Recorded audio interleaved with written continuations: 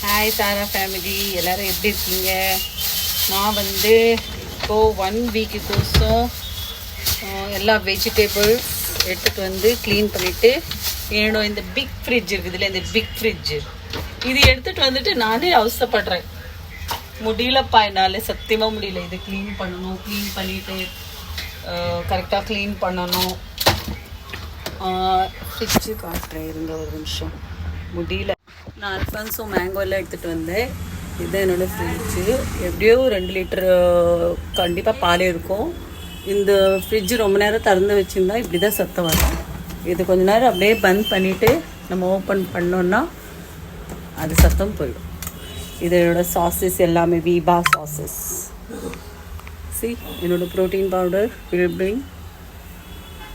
C, எல்லாம் அப்படியே மெஸ்ஸாக இருக்குது.